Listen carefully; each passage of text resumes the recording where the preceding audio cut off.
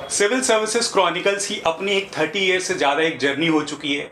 Civil services chronicles aspirants के लिए on a regular basis अपनी मैगजीन और अपनी पब्लिकेशंस के थ्रू जो है इम्पॉर्टेंट मटेरियल मार्केट में एस्पिरेंट्स के लिए लेता आ रहा है।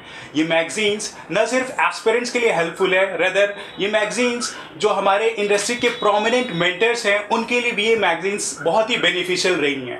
आज हमारे साथ हैं डीपी वाजपेयी सर, जो कि साइंस की फील्ड में जो भी prominent student civil services examination में सेलेक्ट होते हैं उनके लिए एक गाइड एंड एक मेंटर के थ्रू जो है इस 20-30 सालों की जर्नी में इन स्टूडेंट्स के लिए हमेशा से अवेलेबल रहे हैं। सर न सिर्फ एक मेंटर ही रहे, rather civil services chronicle magazine के एक एविड लर्नर, एक लाइफ टाइम लर्नर भी रहे।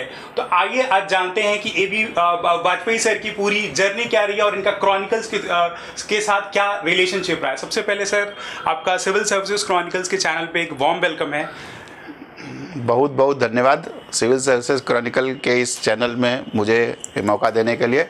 मैं अपने विद्यार्थी जीवन से ही, स्टूडेंट लाइफ से ही क्रॉनिकल मैगजीन से जुड़ा रहा हूँ।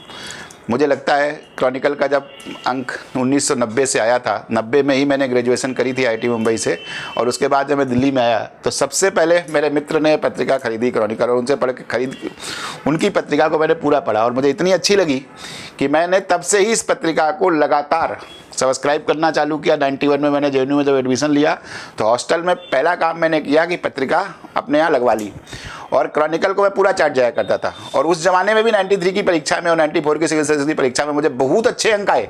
जीएस में 333, 165, 168, 178 एंड 173 इस तरीके के मार्क्स जो मुझे जीएस में आए। और मेरा जीएस शायद फिजिक्स जैसा है, फिजिक्स तो अच्छा है, ये फिजिक्स के साथ साथ जीएस जैसा है। उस जीएस को अच्छा कराने में मुझे सिविल सर्विसेज क्रॉनिकल मैगजीन की बहुत बड़ी भूमिका उस जमाने से है। तब से लगातार 98 से मैं पढ़ा रहा हूँ विद्यार्थियों को।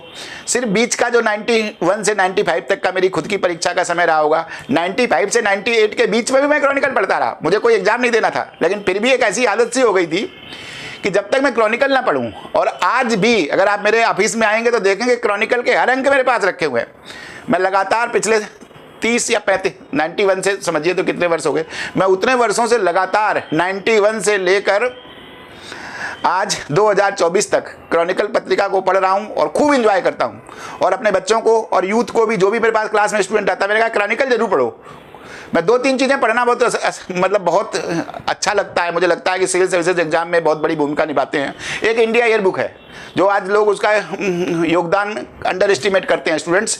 इंडिया ईयर बुक पढ़ने से कम 15 प्रश्नों का प्रीलिम्स में फायदा होता है मेरी दृष्टि में आज भी, क्योंकि मेरे टाइम मेरी जीएस बहुत अच्छी हुई। उसके दो चीज़ें हैं, एक उसमें सिविल सर्विसेज क्रॉनिकल पत्रिका है, क्योंकि मेरे टाइम में कोचिंग नहीं होती थी, मैंने कोई कोचिंग नहीं करी थी।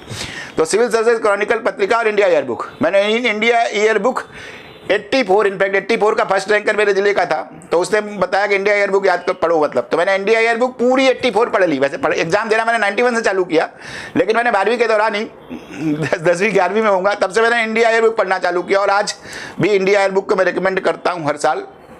मैं क्रॉनिकल पत्रिका से इस यात्रा के दौरान लेखक के तौर पर, संजीव जी आपके प्रेसिडेंट हैं आज की डेट में, तब शायद उन्होंने 90 में ज्वाइन ही किया था, और मैंने इस पत्रिका में 98 से लिखना चालू किया है।